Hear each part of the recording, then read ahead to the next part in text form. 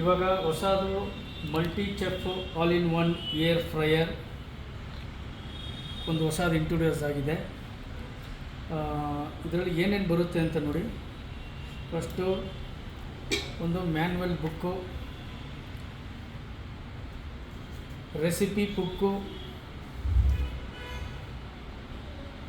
Brush ಒಂದು, baking tray ಒಂದು, ಬಾಟಮಲ್ಲಿ grill plate ಒಂದು, ಫ್ರೈಯಿಂಗ್ ಬೌಲ್ ಒಂದು. ಇದಿಷ್ಟು ಐಟಮ್ ಬರ್ತದೆ. ಫ್ರೈಯಿಂಗ್ ಬೌಲು ಕಂಪಲ್ಸರಿ ಇಡಬೇಕು. ಕೆಳಗಡೆಗೆ ಈ ಗ್ರಿಲ್ ಪ್ಲೇಟ್ ಕೂಡ ಇಡಲೇಬೇಕು.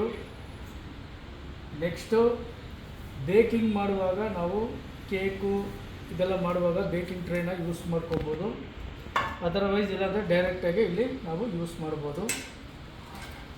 ಇದು ಮ್ಯಾನ್ಯುವಲ್ ಬುಕ್ನಲ್ಲಿ ಯಾವುದ್ಯಾವುದು ಎಷ್ಟೆಷ್ಟು ಏನೇನು ಯೂಸೇಜ್ ಮಾಡಬೇಕು ಅನ್ನೋದನ್ನು ಇಲ್ಲಿ ಕೊಟ್ಟಿದ್ದಾರೆ.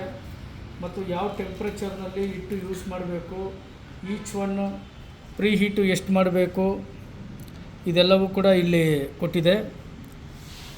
ನೆಕ್ಸ್ಟು ರೆಸಿಪಿ ಬುಕ್ಕಲ್ಲಿ ನೀವು ಏನೇನು ಐಟಮ್ಗಳನ್ನ ಮಾಡ್ಬೋದು ಅಂತ ಆಲ್ರೆಡಿ ಫಿಂಗರ್ ಚಿಪ್ಸ್ದು, paneer tikka, cake, bread, egg chaat, variety items ನಾವು ಇದರಲ್ಲಿ ನೋಡಿಕೊಂಡು ಅದರ ಕ್ವಾಂಟಿಟಿ ಎಷ್ಟು ಇದರಲ್ಲಿ ಯೂಸ್ ಮಾಡೋಕ್ಕಾಗುತ್ತೆ ಅನ್ನೋದನ್ನು ಮಾತ್ರ ಕೊಟ್ಟಿದ್ದಾರೆ.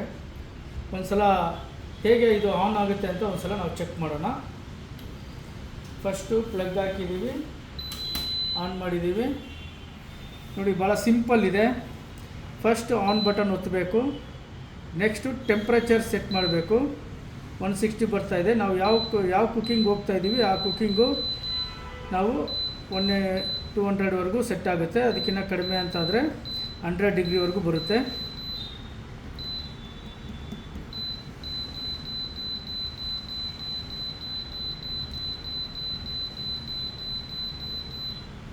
ಹಾಂ, 40 ಡಿಗ್ರಿಯಿಂದ 200 ಡಿಗ್ರಿವರೆಗೂ ನಮಗೆ ಇಲ್ಲಿ ಸೆಟ್ಟಿಂಗ್ ಅವಕಾಶ ಇದೆ. ನಾವು ಯಾವ ಡಿಗ್ರಿಗೆ ಸೆಟ್ ಮಾಡ್ತೀವಿ ಆ ಟೆಂಪ್ರೇಚರ್ಗೆ ನಾವು ಸೆಟ್ ಮಾಡಿದ್ಮೇಲೆ ನೆಕ್ಸ್ಟು ಇದೇ ಬಟನ್ನಲ್ಲೇ ಟೈಮಿಂಗು ಇದೆ. ಟೈಮಿಂಗ್ ನೋಡಿ, ಎಷ್ಟು ನಿಮಿಷಕ್ಕೆ ಬೇಕಾದ್ರೆ ನಾವು ಅಷ್ಟು ನಿಮಿಷಕ್ಕೆ ನಾವು ಟೈಮ್ನ ಸೆಟ್ ಮಾಡ್ಕೋಬೋದು. 1 to 60 ನಿಮಿಷವರೆಗೂ ನಾವು ಸೆಟ್ ಮಾಡ್ಕೋಬೋದು. ಅಂದರೆ 1 ಅವರ್ವರೆಗೂ ನಮಗೆ ಸೆಟ್ಟಿಂಗು ಆಪ್ಷನ್ ಇದೆ. ಇದಾದಮೇಲೆ ನಾವು ತಿರ್ಗಾ ಇಲ್ಲಿ ಸೈಡಲ್ಲಿ ಸ್ಟಾರ್ಟ್ ಬಟನ್ ಅಂತಿದೆ, ಆ ಸ್ಟಾರ್ಟ್ ಬಟನ್ ಕೊಟ್ಬಿಡಬೇಕು. ಸ್ಟಾರ್ಟ್ ಬಟನ್ ಕೊಡ್ತಾ ಇದ್ದಂಗೆ ನೋಡಿ, ಕೆಳಗಡೆಗೆ ನಿಮಗೆ ಫ್ಯಾನು ಮತ್ತು ರೆಡ್ಡಾಗಿ ನಿಮಗೆ ಕಲರ್ ಚೇಂಜ್ ಆಗ್ತಾಯಿದೆ. ಇದು ಬಂದು ನಿಮಗೆ ಇಲ್ಲಿ ಕಾಯಿಲು ಹೀಟ್ ಆಗ್ತಾಯಿದೆ. ಈ ಕಾಯಿಲು ಹೀಟ್ ಆಗಲಿಕ್ಕೋಸ್ಕರನೇ ಇಲ್ಲಿ ಒಂದು ಸ್ವಿಚ್ ಕೊಟ್ಟಿದ್ದಾರೆ.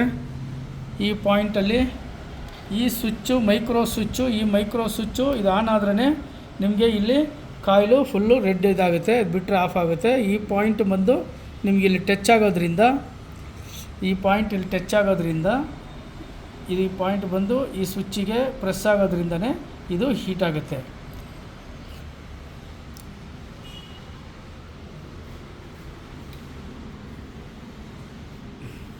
ನಾವೇನೇ ಕುಕ್ಕಿಂಗ್ ಮಾಡಬೇಕು ಅಂದರೂ ಕೂಡ ಫಸ್ಟು ಪ್ರೀ ಹೀಟ್ ಮಾಡ್ಕೋಬೇಕು. ಪ್ರೀ ಹೀಟ್ ಆದಮೇಲೆ ನಾವು ನೆಕ್ಸ್ಟು ಐಟಮ್ನೆಲ್ಲ ಸೆಟ್ ಮಾಡಿಕೊಂಡು ನಾವು ಇದನ್ನು ಯೂಸ್ ಮಾಡಬೇಕು.